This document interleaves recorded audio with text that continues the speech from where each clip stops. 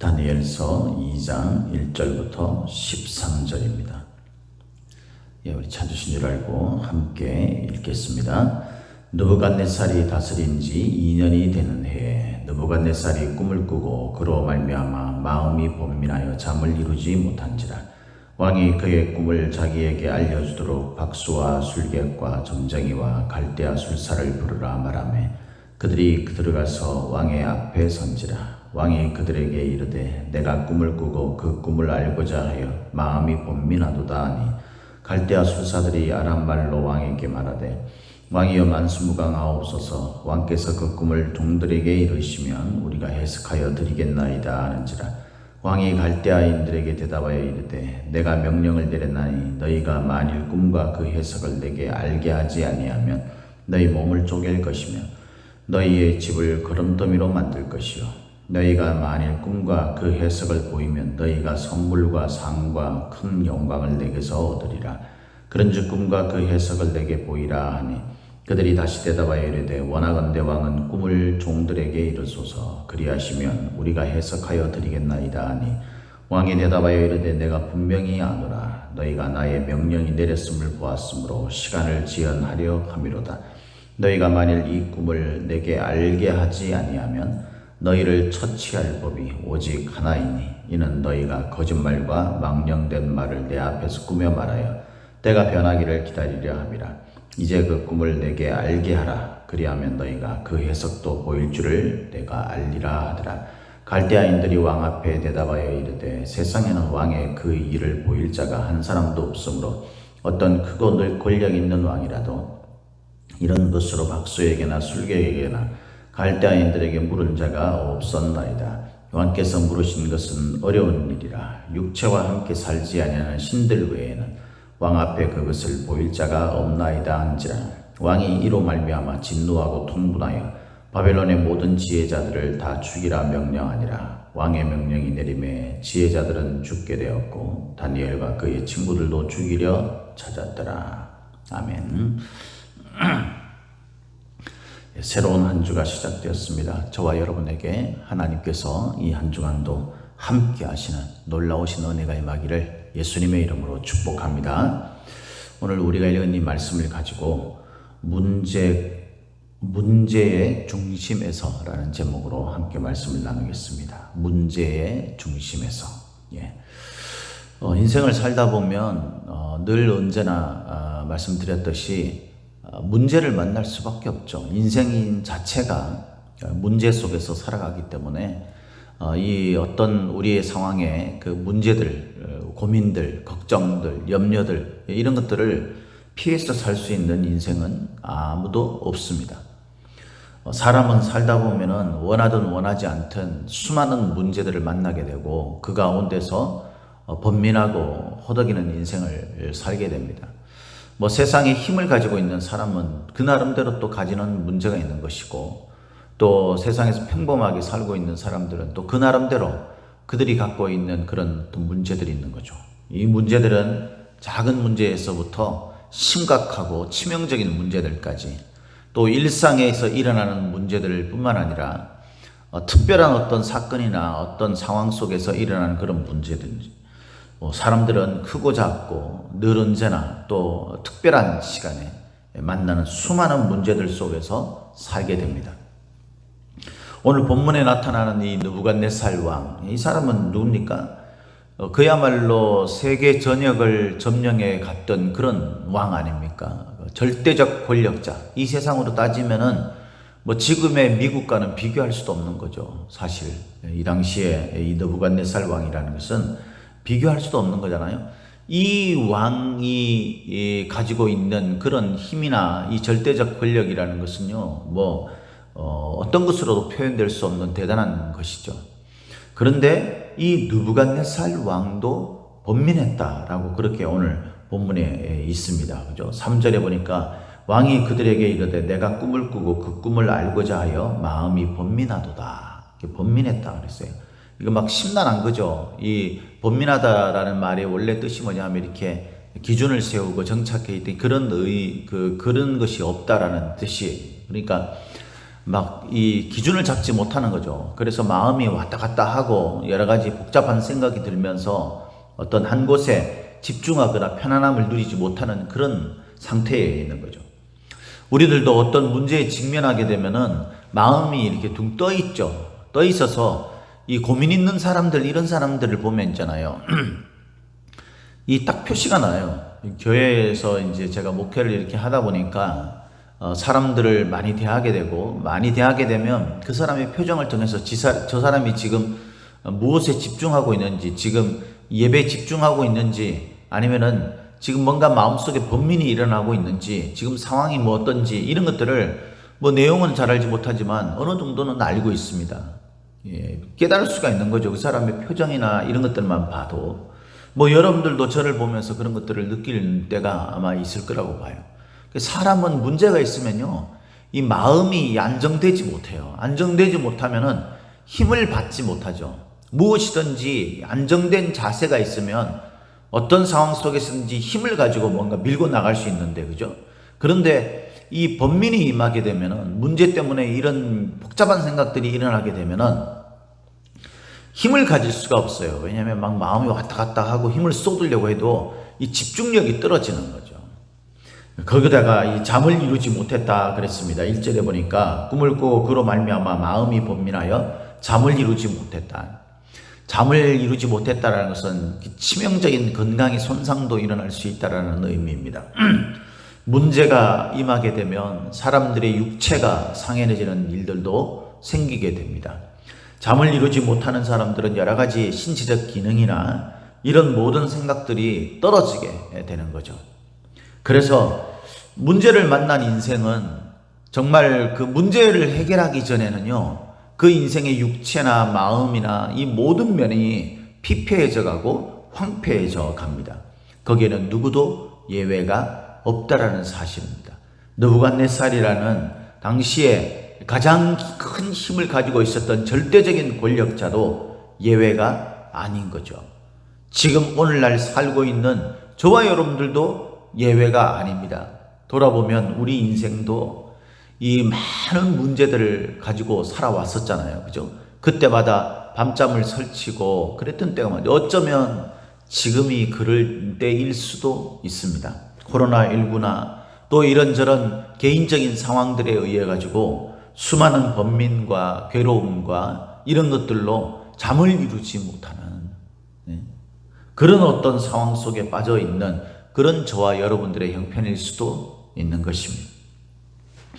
이때에 이제 생각해내는 이 느부갓네살 왕이 생각해내는 그런 모습을 한번 보십시오. 이 사람이 이제 당시에 이제 소위 말해서 지혜자들이라고 하죠. 뭐 학식이 뛰어난 사람들이든지 아니면은 마법사든, 여기 보니까 그 술사라고 되어 있는데 이 술사가 그대로 말을 번역하면은 마법사라는 뜻이에요. 그러니까 뭐 어떤 사람은 이제 박수무당 뭐 이렇게 말하는 사람도 있고, 여기 박수도 이제 있죠. 박수와 술사, 술객과 점쟁이와 갈대와 술사 뭐 이런, 이 당시로 따지면은 바벨론의 수많은 신들을 섬기는 제사장들을 말하는 거예요. 쉽게 이야기하면 이 제사장들이 가지고 있는 특징이 뭡니까? 신적 능력을 위임받은 자들 아닙니까? 자신들이 의지하고 있는 어떤 대상에 대한 힘을 가지고 있는 사람들이에요. 오늘날에 우리들이 문제를 만나게 되면 취하는 행동이 뭡니까? 세상이 가지고 있는 어떤 절대적인 힘이나 세상이 주는 그런 지혜라고 생각되는 어떤 것들에 우리 자신을 맡긴다는 겁니다. 그 속에서 그들이 주는 뭐 지혜나 힘이나 도움이나 후원이나 이런 것들을 의지하면서 살아가려고 하는 것이 믿음이 없는 사람들의 모습이에요. 저와 여러분들은 믿음이 있는 사람들 아닙니까? 믿음이 있는 사람들은 분명히 문제의 중심에서 해결해야 될 어떤 원칙을 알고 있는 사람들이에요. 우리는 어떻게 이 문제들을 해결할 수 있는 자라고 생각합니까? 하나님뿐이죠. 우리가 믿는 하나님이 누구십니까? 느부갓네살 왕에게 꿈을 주신 분이에요. 이 사람에게 지금 밤잠을 이루지 못하는 번민의 꿈을 준 분이 바로 살아계신 하나님이십니다. 할렐루야. 인생의 수많은 그런 어떤 즐거움과 기쁨과 행복과 소망과 이런 정말 희망적이고 긍정적인 의미의 것들도 주셨지만 또한 죄 많은 세상 가운데서 하나님이 심판하시고 그로 말미암아서 사람들이 질병과 고통과 눈물과 죽음도 허락하신 분이 바로 하나님이시잖아요. 하나님. 이 하나님은 인생의 모든 것들을 주관하시고 역사하시는 분이십니다. 하나님의 손에서 벗어날 수 있는 세상에 어떤 것들도 없는 것이 바로 하나님의 역사죠. 이 느부갓네살의 꿈을 꾸고 그로 인해서 번민했던 이 모든 것들에 역사하신 하나님, 이 하나님만이 느부갓네살의 꿈을 해석할 수 있고 그 문제를 해결할 수 있는 거예요. 이 번민의 문제를 해결할 수 있는 거예요. 그것처럼 저와 여러분들이 지금 인생에서 만나는 수많은 고통과 그 괴로움, 잠을 이루지 못하는 번민을 해결할 수 있는 유일한 방법이 뭐냐면요, 살아계신 하나님께 맡기는 것, 그것을 믿는 자가 저와 여러분 아닙니까? 저와 여러분들이 뭘 믿고 있습니까, 여러분? 도대체 우리가 믿고 있는 것이 무엇입니까?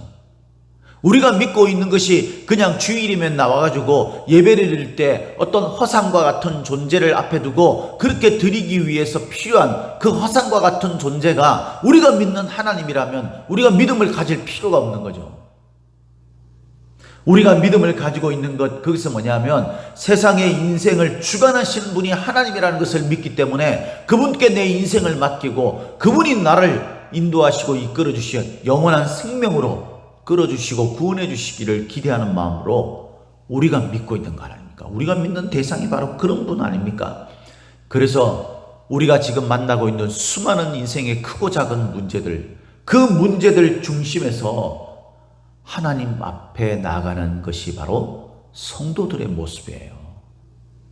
느부갓네살 왕은 자신이 믿고 있는 신, 그들을 섬기고 있는 제사장, 술사 이런 자들을 불러서 자신의 문제를 해결하려고 했는 거예요. 저와 여러분들은 우리가 믿고 있는 것이 무엇인지 분명히 드러내시기를 바랍니다.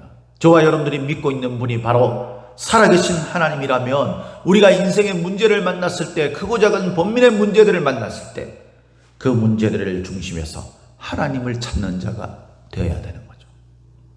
그런데 우리가 인생의 문제들을 만나서 그 문제들 가운데서 사람을 찾아다니고 우리 문제를 해결할 만한 세상적 방법들을 찾아다니고 그것들을 쫓아서 그것들을 내 곁에 두려고 한다면 우리가 믿고 있는 것은 느부갓네살이 지금 믿고 있는 것과 다를 바가 없는 것이죠. 저와 여러분들이 하나님을 믿는 자답게 문제의 중심에서 하나님을 찾을 수 있는 자들이 되기를 예수님의 이름으로 축복합니다. 자, 이렇게 이제 느부갓네살 왕이 갈대아의 지혜자들이나 술사들이 이런 자들을 불렀습니다. 그들을 쫙 불러가지고 이제 그 꿈을 해석해라 라고 이야기했더니 이들이 말하는 법들을 한번 보십시오. 4절에 보니까 우리가 해석하여 드리겠나이다 이럽니다. 우리가 해석하여 드리겠나이다. 7절에도 보니까 그들이 다시 대답하여 이르되 원하건대 왕은 꿈을 종들에게 이루소서.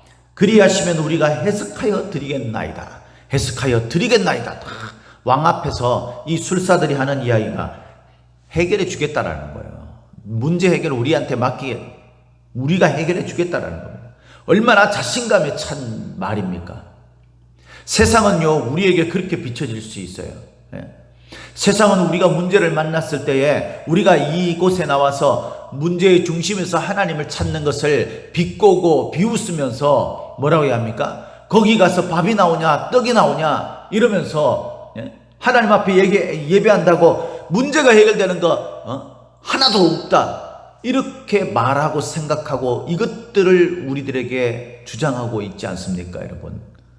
우리도 생각해 보니까 우리 인생의 문제를 만났을 때 하나님이 나에게 해결해 준 것들이 하나도 없는 것처럼 느껴지지 않습니까?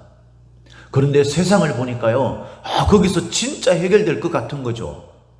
막 자신감이 보여지는 거예요. 세상의 것들을 보니까. 맞아, 저것만이 내 문제를 해결할 수 있다 라고 막 그렇게 생각하는 마음들이 일어나고 있지 않습니까, 여러분?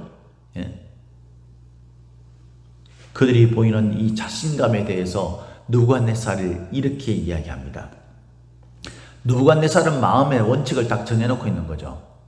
사실은 이런 마음들, 이런 생각들, 이렇게 주장하는 것도 하나님이 주신 거죠. 왜냐하면 이 모든 것의 배후에 꿈을 주신 분조차도, 주신 것조차도 하나님이 하셨기 때문에 느부갓네살이 그들에게 말합니다. 내 꿈을 너희들에게 말하지 않겠다. 내 꿈을 너희들에게 말하지 않을 테니까 너희들이 알아맞혀봐라. 그러면 너희들이 이 문제를 해결할 방법도 너희들이 알고 있다는 것을 내가 믿겠다라는 거예요.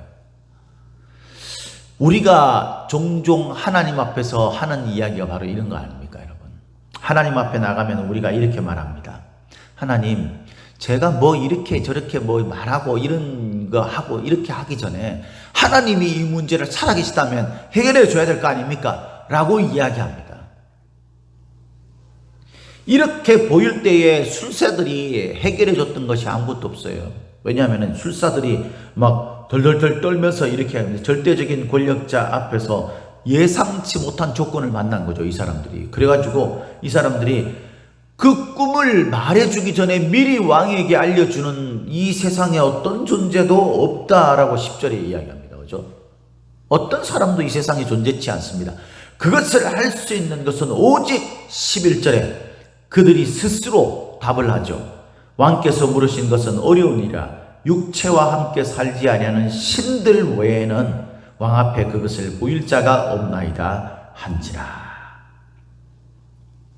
하나님으로부터, 소위 신으로부터 난 능력은요, 처음에 그 계획부터 진행되는 과정과 거기에 얻게 되는 결과까지 하나님이 이미 픽스해 놓은 거예요. 사실 딱 정해 놓은 거죠. 딱 이렇게 만들어져 있는 거예요.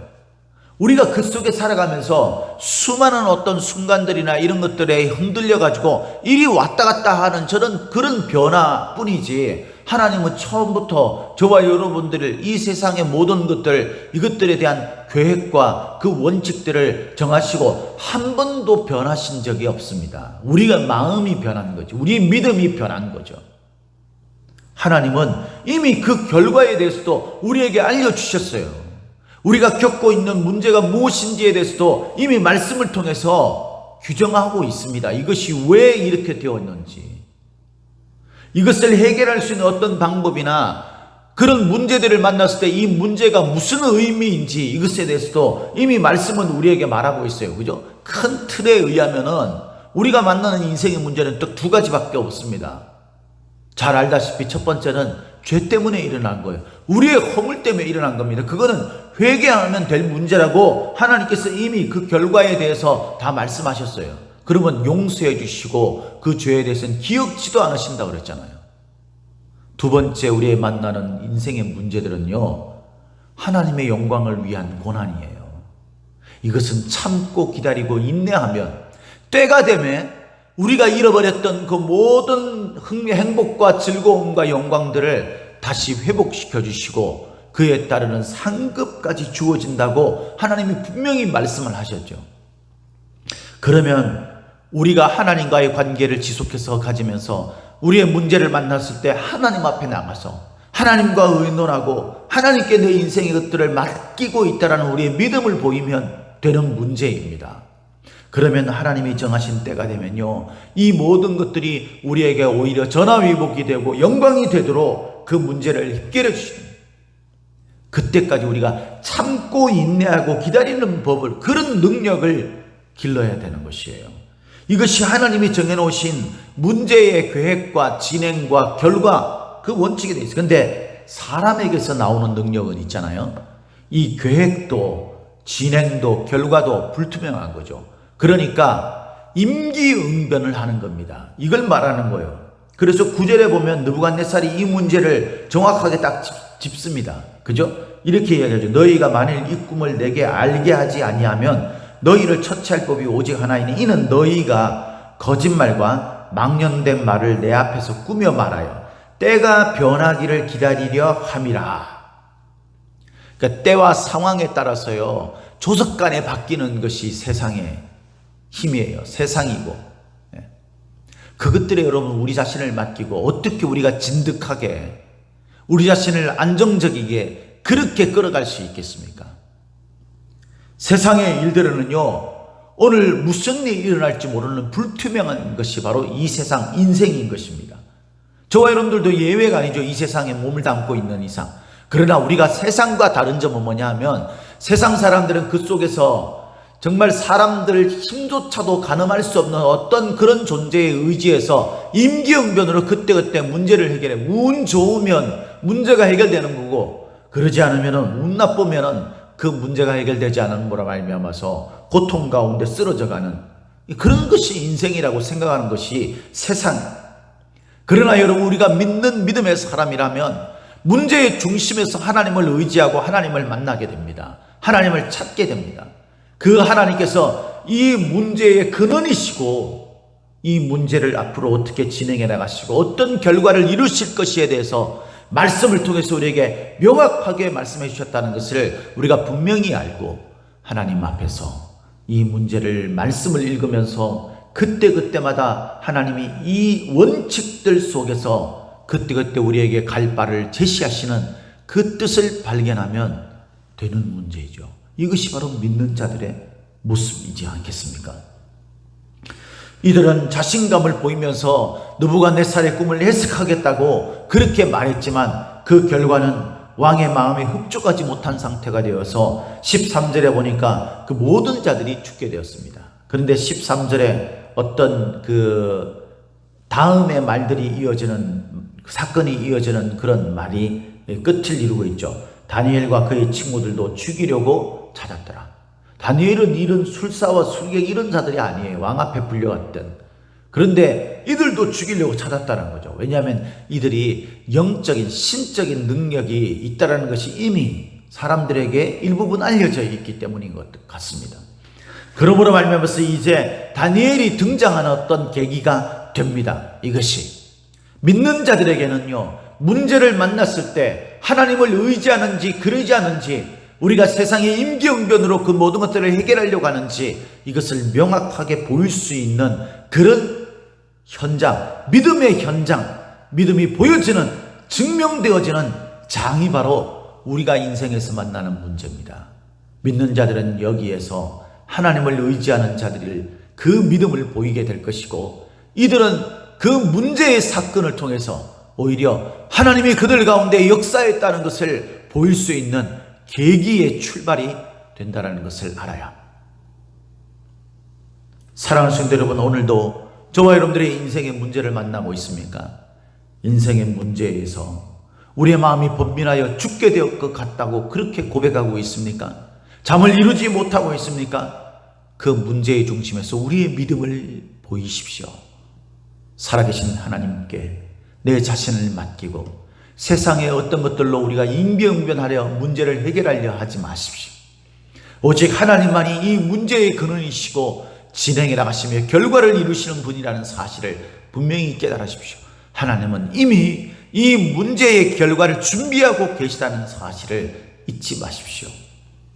이 문제를 통해서 우리의 믿음이 증명되어지는 장으로 여기시고, 이 문제를 통해서 마침내 하나님을 믿는 우리의 믿음이 세상 만방에 드러난다는 사실을 꼭 잊지 마시고 문제의 중심에서 하나님을 찾고 하나님으로 해결하는 저와 여러분들이 되시기를 예수님의 이름으로 축복합니다. 축복합니다.